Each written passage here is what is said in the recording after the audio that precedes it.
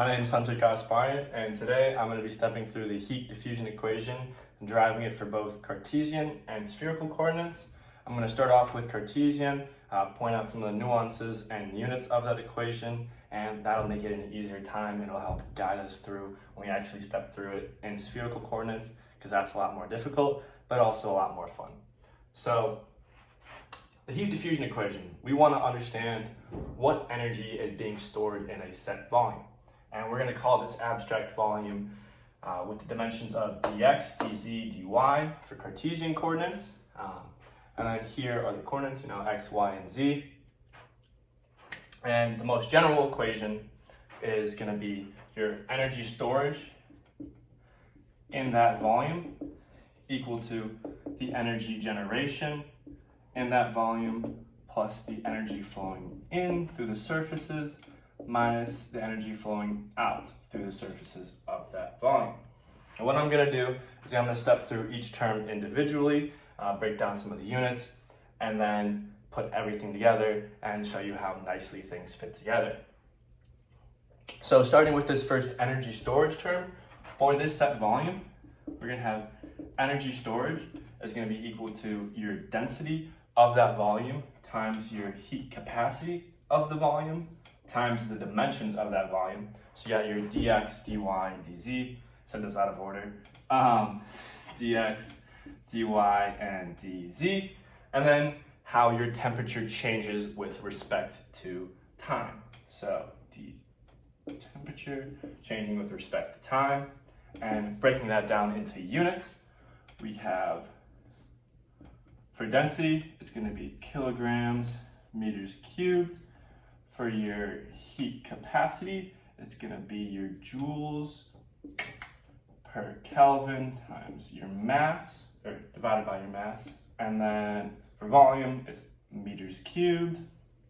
And then your change in temperature with respect to time is Kelvin over seconds. And then if you look at this, it's pretty nice. Things cancel. You have a volume, mass, temperature, temperature, and you are left with the overall units of joules per second, which is energy. You can also call it watts.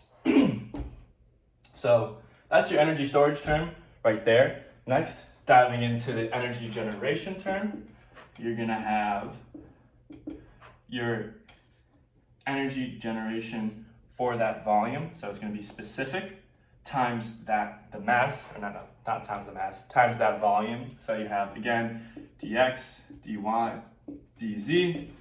Breaking that up into units, you're going to have joules per second times meters cubed times a volume term. And again, the volume terms cancel, and you are left with joules per second.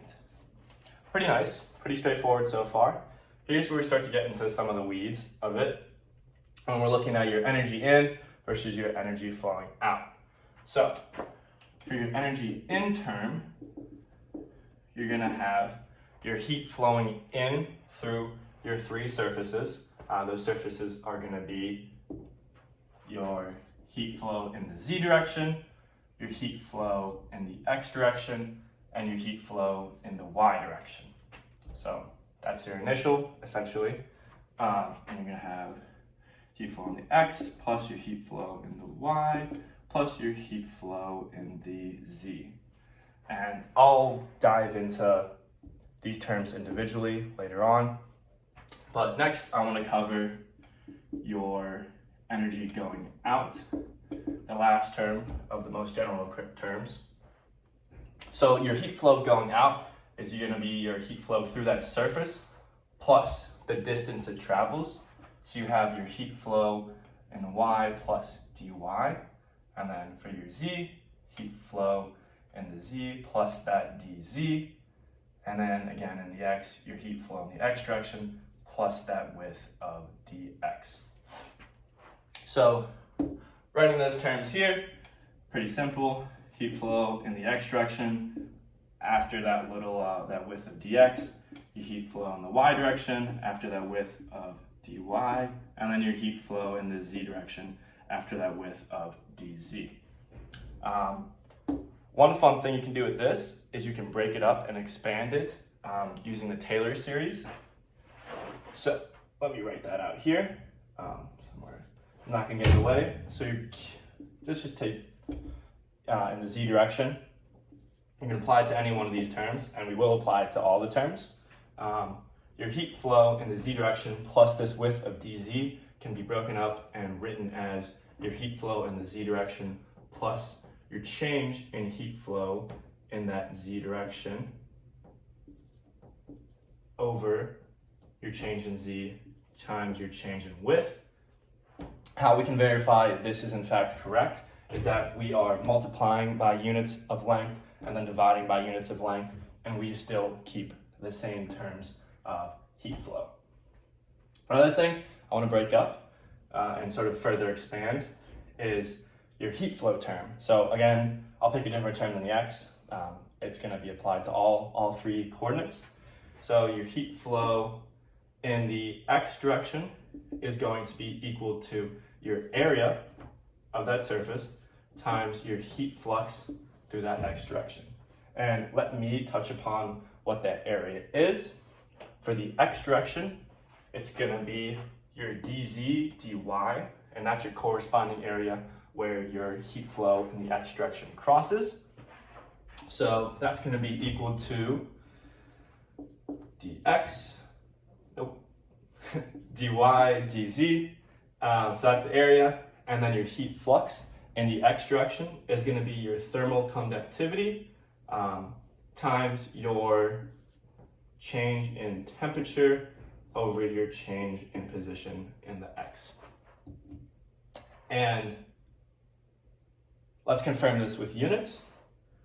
So your heat flow, let's expand this further. You have units of area, which is going to be meters squared, times your thermal conductivity, which has the units of Kelvin, joules per meter Kelvin second. And then you have your change in temperature over your change in length, and that's going to be Kelvin over meters. So we can see here, Kelvins cancel, you have an area that cancels, and you are left with joules per second, the magical units for this equation. From here, we have all the tools we need, we have everything defined. Let's plug it back in to this big equation and expand everything, and then hopefully simplify everything with some nice little tricks. So, starting with your energy storage, again, just reviewing, it's going to be your density times your heat capacity times that volume, so your dy, dz, dx, times your change in temperature over that change in time. Energy generation is going to be your energy generated in that volume, specific to the volume, times the volume plus your energy going in, heat flow in the x direction, plus your heat flow in the y direction, plus your heat flow in the z direction, minus your energy going out. And this is where we'll apply the Taylor series expansion, getting those terms to split up. So we'll have, for this first x term, heat flow in the x direction, or subtracting your heat flow from the x direction, minus your change in your heat flow in the x direction over dx times that width. And one thing I'd also like to specify is this will be a partial differentiation. So you can't cancel these two terms. And then again, doing the same thing for the y term, heat flow in the y direction minus your change in heat flow in the y direction with respect to y times that dy. Again, doing the same thing for your x. You'll step over here, keep getting in the way. Change your heat flow in the z direction minus that change in heat flow in the z direction over that change in z over times that width of z. So looking at this, we see some nice things. We notice that these three terms here can cancel with heat flows over there. So cross those out. And then another nice thing you can do is if you divide by this volume term over here across every term remaining, it simplifies things a lot further. And I will do that. So what you're left with after dividing by volume is your change in temperature with respect to time times your heat, your specific heat constant, times your density. It's going to be equal to your heat generation, your specific heat generation. And then you have these three terms here. I'm going to expand those further. So you have a partial differentiation with respect to x. And this is where I'm actually going to expand the heat flow in each direction using what we stated up here. So you're going to have your area, so it's going to be your dy dz times your thermal conductivity times your change in temperature with respect to x. And then this dx term can be canceled when we divide by volume. So it's going to be, you still have those two remaining dimensions for the volume, and that gives you an area. So you're going to have dy dz. And then doing the same thing for the remaining terms, partial derivative with respect to y. You have your heat, breaking up the heat flow term with respect to y. You're going to do dz. You have that area, dz dx, your thermal conductivity constant, and then your change in temperature with respect to y. And again, this dy term is canceled out when we divide by volume. So you have the two dimensions left, where it's going to be 1 over dz dx. And finally, applying the same expansion to your heat flow in the z direction, partial derivative with respect to z, expanding that heat flow in the z direction term.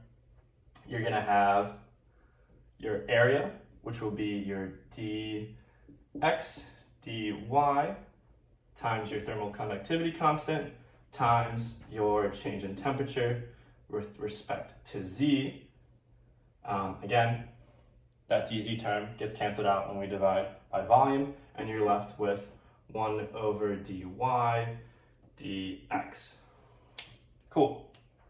Now, before we step through another step and take it a bit further, we're going to look at this and see if there's anything we cancel out. And the things you notice right away is that your dy dx, it does not change. No, your dy dz does not change with respect to x, so that can be pulled out of this. And another thing, in this scenario, we're assuming that you have a constant thermal conductivity, so that means it does not change based on your x position, but it could depend on your x position, depending on the situation and depending on the composition of that volume, and depending on the material. But for this scenario, we're going to say it's a constant and we're going to pull it out. You can do the same thing for the three terms in each of these. And then the nice thing is that they, again, cancel with your volume, the remaining of your volume terms for each one. So, writing this for a third time, you're going to have your change in temperature with respect to time is going to be equal to your specific heat capacity times your density equal to your specific heat generation minus your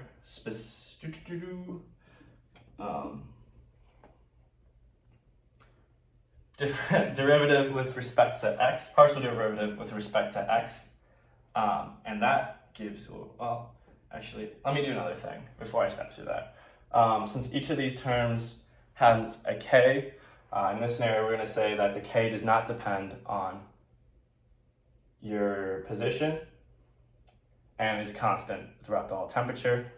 So pulling that k out, well, yeah, let's pull that k out. Let's do that.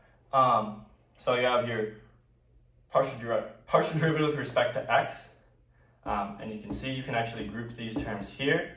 So you have, it's a second partial derivative with respect to x.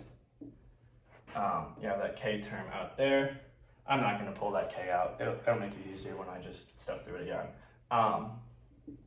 Doing the same thing for that y term, you're going to have your thermal conductivity times your secondary partial derivative with respect to y. So your change in temperature, your second partial derivative with respect to y. Doing lastly, same thing with your z term, your secondary partial derivative with respect to z. And that's going to be how your temperature changes with a secondary partial derivative with respect to z. And we're almost finished here. One other cool thing you can do is if you divide by your thermal conductivity, each term, you can remove that, and you are, let me make sure my handwriting is readable, legible. Your change in temperature with respect to time over your, it's going to be your specific heat capacity times your density divided by your thermal conductivity. And this term here, that is actually equal to the inverse of your absorptivity. So I'm going to write that out, 1 over the inverse of your absorptivity. And rewriting it again, change in temperature with respect to time times 1 over your absorptivity is equal to your specific heat generation over your thermal heat conductivity minus that second partial derivative of temperature with respect to x minus second partial derivative of temperature with respect to y, and finally your secondary partial derivative with respect to z, of temperature with respect to z. And this right here, this is your final and simplified heat diffusion equation for Cartesian coordinates. And taking a step back and just looking at it all, it's a lot of steps, but just wait. There's spherical coming up next.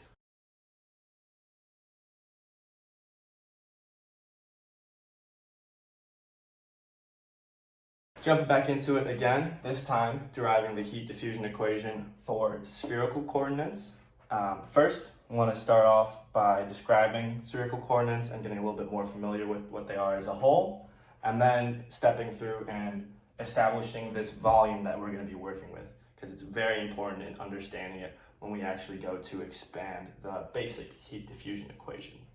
So, first thing I'd like to point out is for spherical coordinates, we have our r projecting outward, and then we have our theta angle, which is established between r and the y-axis, and then our phi angle, which is established as a projection of r sine theta, and that's that length there. So it's the angle phi between the z-axis and that length of r sine theta. Next, I'd like to step in to start filling in some of the dimensions of this volume and some of the descriptions. First, I'd like to start with your heat flow in the radial direction, which is just going to be your QR. It's going to travel this dr distance and then come out as your heat flow in the radial direction plus that width of dr. Next, let's cover phi. Your heat flow in the phi direction is going to go through here and travel this distance of r sine theta d phi. So again, just covering, that's the projection. So that's that length. You have r sine theta, and it's going across this angle d phi, which is in between the x-axis and that projection of that length. And it's gonna, your heat flow in the phi direction coming out is gonna be plus that d phi. And then next, lastly, we have your heat flow in the theta direction. It's going to come up and travel this length of r d theta and exit, establishing as your heat flow in the theta direction plus that d theta. So before moving onwards, I just like to pull out all the terms establishing and contributing to the volume of this. So the volume of this, I'll just call it differential volume of this shape here, is going to be your dr term, which is your width in this direction, multiplying by another length term, which is going to be your r d theta, and then multiplying by the other length term, which is r sine theta d theta. And that gets you units of volume. You have your dr, r squared, and that's units of volume. And just verifying that makes sense is important because with Cartesian coordinates, we had that dx, dy, dz, and the reason it's not just dr, d phi, d theta is because phi and theta do not have units of length, and we need to actually map those in respect to the xyz plane, establishing units of length. Cool. So we're on a good start. Have a solid footing. Let's start into the general heat diffusion equation. Again, energy storage is for that volume is going to be equal to your energy generated in that volume plus the energy flowing in through the surfaces of the volume minus the energy flowing out through those surfaces. And then breaking up each term individually like we did last time, the energy storage within that volume is going to be the density of that volume plus the specific heat capacity of that volume times the volume, which we have over there, which is your dr d theta d phi times r squared sine theta, and then your change in temperature with respect to time. And this is extremely similar to what we had with Cartesian coordinates, and all the units are the same because we established that this does in fact have units of volume. Next, for your energy generated within the volume, that term is going to be your specific heat generated in the heat generated in the volume times the volume again. And again, it's going to be your dr d theta d phi r squared sine of theta. Looking very similar to what we had with Cartesian coordinates. Next, I'd like to break up the energy flowing in term. That is going to be your energy flowing in is going to be your heat flow in the radial direction plus your heat flow in the phi direction plus your heat flow in the theta direction.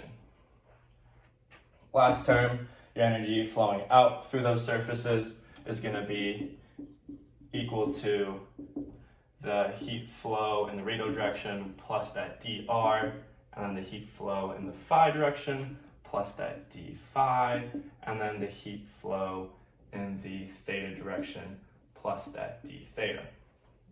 And I'll write it out again just to emphasize that we do use the Taylor series expansion to help break this up, and you already saw what happens before where these terms all cancel out and everything slots together really nicely. So, but I'll just write it out again.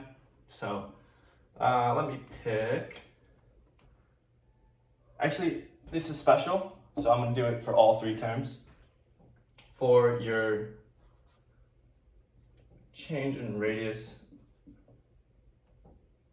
heat flow in the radial direction is going to be equal to heat flow in the radial direction plus the partial derivative of heat flow in the radial direction times that dr. And looking at that, that does make sense. We have units of length that cancel out there. Next, we're going to step through your phi. d phi is equal to your heat flow in the phi direction plus your partial derivative of heat flow in the phi direction with respect to phi times d phi. And this time, instead of canceling out units of length, we're going to be canceling out angular units. Lastly, for theta, that heat flow in the theta direction plus d theta is equal to your heat flow in the theta direction plus partial derivative of heat flow in the theta direction with respect to theta, and again, times d theta, canceling out units of angular. So I'm going to do one more thing before I compile everything together, and that's breaking up this heat flow in the r direction, heat flow in the theta direction, and heat flow in the phi direction. Starting with your heat flow in the r direction, that's just going to be equal to your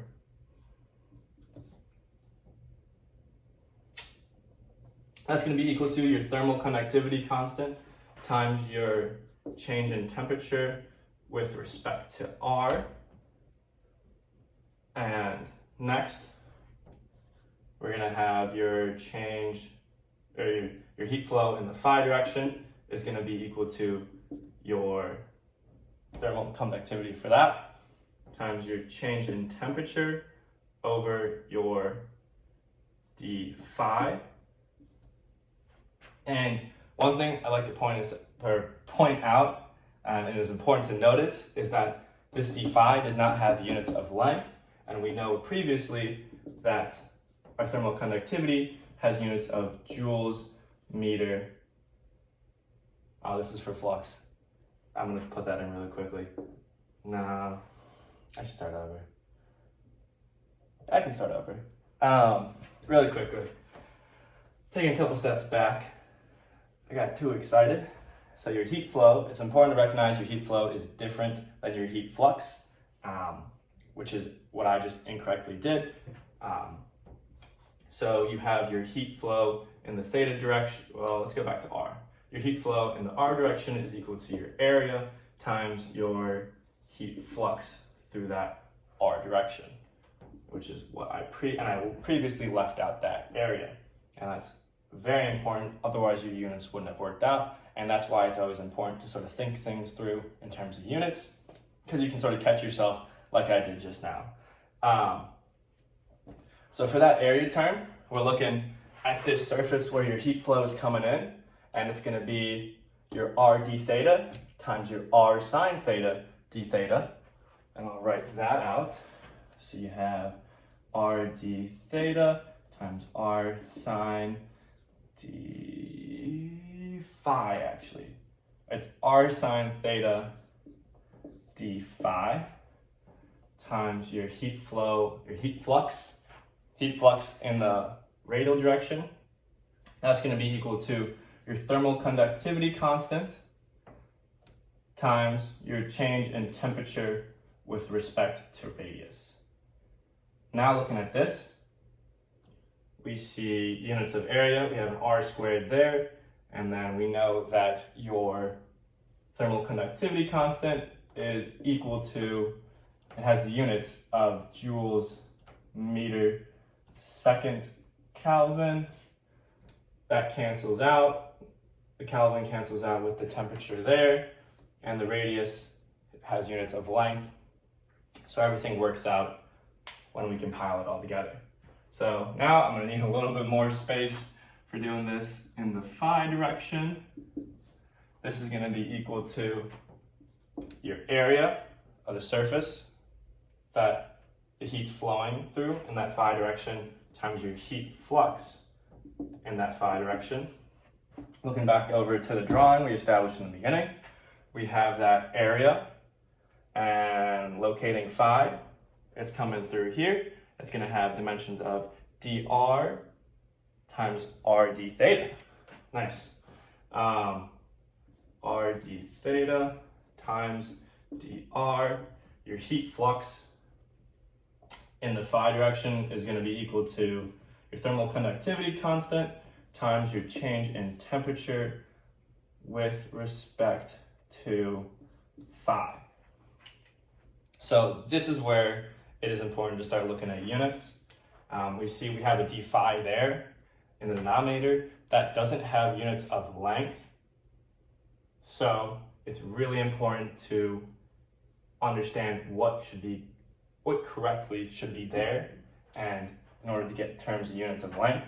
And we see here, when we established our volume, this surface here has the length r sine d theta, and that, when plugged in, r sine theta d phi will get you units of length. Cool. Just double checking, everything works out. Yep, you have your units of meter here, units of meter here. That gets you your area. You have a length here. That'll cancel out when multiplied by your thermal conductivity constant. It doesn't have to be constant. In this case, I'm calling it a constant to simplify some things. Ooh. And lastly, we're gonna step through for your heat flow with theta is equal to your surface that the heat is flowing through in the theta direction times your heat flux through that theta direction. Looking at theta, it's coming up through this surface here, and this surface has the dimensions of dr, r sine theta, d phi. So dr, which is units of length, times r, again units of length, that gets you your area, times sine theta d phi. Expanding this heat flux in the theta direction, that's going to be equal to your thermal conductivity constant times your change in temperature with respect to d theta. And again, we run into the same issue where this d theta does not have units of length, and we need to have length in the denominator in order for all of our units to work out to equal energy, which is joules per second. And looking back at our drawing, we see that this r d theta, which it's traveling along, the heat flow traveling along, has units of length. So in the denominator, it should be r d theta. That's a lot. Yeah, so that's a lot, but when we go slow and we check ourselves with the units, we can verify that everything's correct. And next, we're gonna step through and put everything together. And again, some things are gonna cancel out. A lot of things are gonna cancel out, and it's gonna be really fun. So, pulling that energy storage term, we have your density of that volume times the specific heat capacity of that volume times the dimensions, so dr, d theta, d phi times r squared sine of theta, and your change in temperature with respect to time is going to be equal to your heat generation within the volume. So that's going to be your specific heat generation times your volume, so dr, d theta, d phi times r squared sine of theta. And then previously we saw that these three terms canceled when we did the Taylor series expansion of the energy flowing out. So I will only write the partial derivatives of respect to heat flow terms. So you're going to be subtracting, starting with your radius, your partial derivative of heat flow in the radial direction with respect to radius times dr minus partial derivative of your heat flow in the phi direction with respect to phi times d phi, and lastly your partial derivative of your heat flow in the theta direction with respect to theta times that d theta. Cool. Looking at everything here now, I am going to do the same trick I did with Cartesian coordinates, where we divide by volume. This will cancel, and some terms over here will work out nicely. So I'm going to go really slow in order to not lose any terms, because there's going to be a lot going on when you're shuffling everything around. So this term stays the same. You have your density times your specific heat capacity for that volume, or for that material, times your your change in temperature with respect to time, and that's going to be equal to your specific heat generation for that volume, because this cancels with all the terms there. That's nice. And then I'm going to expand this term. You have your partial derivative of your heat flow with respect to R, expanding that heat flow in the radial direction, pulling the term from up there. We have R d theta, R sine theta d phi, times your thermal conductivity constant, times your change with temperature with respect to R. Cool. Making sure we didn't lose anything. Checks out. Next, we still are dividing everything by this volume term here. We have a dr here. This dr cancels. That helps us a little bit. But you still have 1 over d theta, d phi, r squared sine theta. Yes. Yep. Cool. And then doing that again for these two remaining terms, you're going to have your partial derivative of your heat flow in the phi direction with respect to phi is going to be equal to your r d theta. I'm expanding your heat flow in the phi direction. It's going to be equal to r d theta times dr, thermal conductivity constant, times your change in temperature over r sine theta, change in phi, the phi direction. And then again, this d phi term gets canceled out when you're dividing by the whole volume, and you are left with dr d theta r sine of theta. And this last term, not gonna have enough room to squeeze it all on the same line, but I'm gonna write it right here.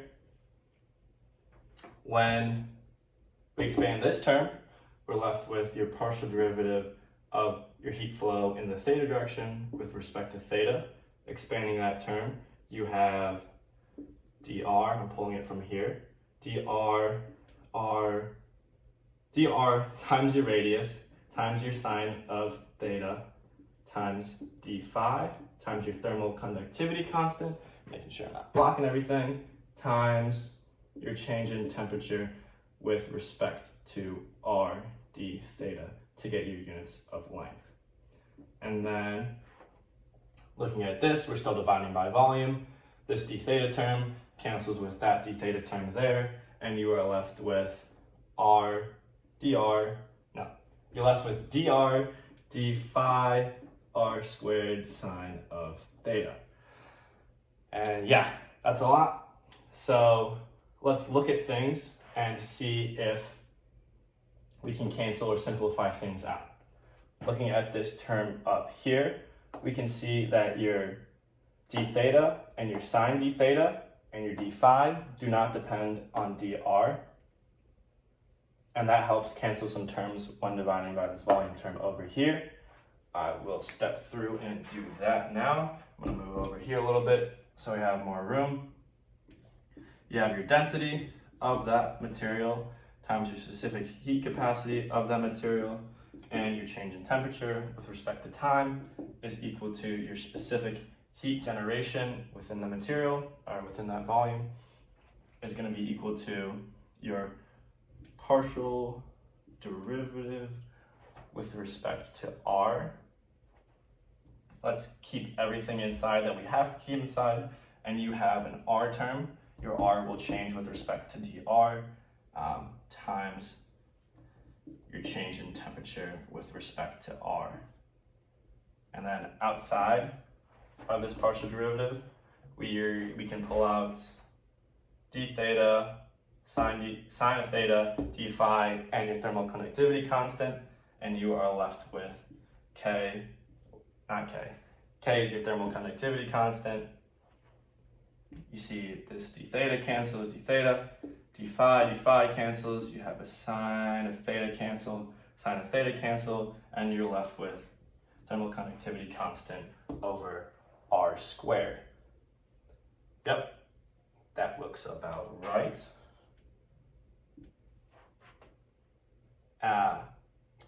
Next, we're going to go into the other term we have, which is a partial derivative with respect to phi. Looking at what we can pull out, or what has to stay in the partial derivative. It is looking like nothing in the term depends on phi except your change in temperature with respect to phi. So that's nice. That's pretty nice.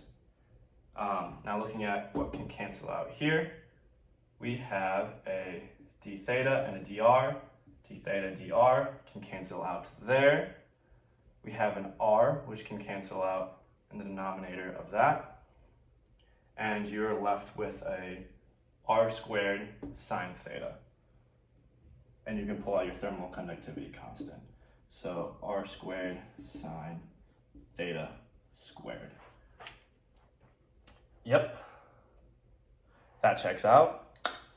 Moving on, your partial derivative with respect to theta is going to be equal to, seeing what has to stay in its respect to theta, you have a sine theta term, that must stay in sine theta, and then just your change in temperature with respect to theta.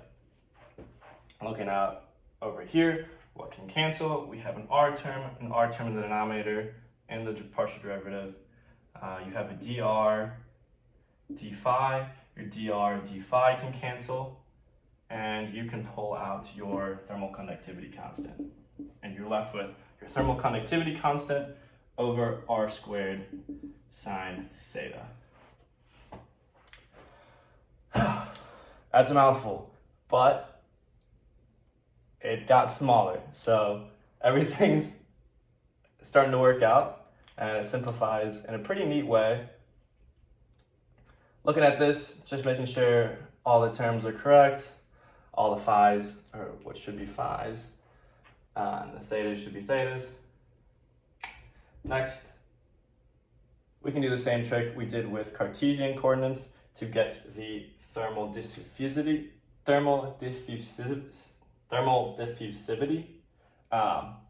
Can't say that 3 times fast, but thermal diffusivity, I don't know why I just tried to say it fast. You can get that term by dividing everything by your K. You have your change in temperature with respect to time is equal to your density, specific heat capacity over your thermal conductivity. Realizing this term is also equal to your 1 over your thermal diffusivity. Man, that's a tough word. Partial derivative, your change in temperature with respect to time is equal to your 1 over your thermal diffusivity, equal to your heat generation within the volume divided by your thermal conductivity. And writing everything out for a final time, you have your partial derivative with respect to r times r, and your partial derivative, or your change in temperature with respect to radius, times 1 over r squared. Then you have a secondary partial derivative of temperature with respect to d phi, times 1 over r squared sine squared of theta, minus a partial derivative with respect to theta times sine of theta, and that's going to be changing with theta, so that's why it's left within the parentheses, times your change in temperature with respect to theta, times 1 over sine squared times sine of theta. And that, let me do a nice little box here. That is your heat diffusion equation for spherical coordinates. Took some work getting to it, But now that we're here, definitely feels good. And that wraps up everything that I want to cover for this video. So thank you for watching. I hope you learned something. I wanted to make one quick last note. There is actually a secondary R term in the parentheses here. So this term here should be R squared and R squared down there. So just reading that out loud, that's going to be your partial derivative with respect to R of R squared times your change in temperature with respect to R over R squared outside of the parentheses. Just wanted to clarify that. Now that's a wrap on this video. Thank you for watching.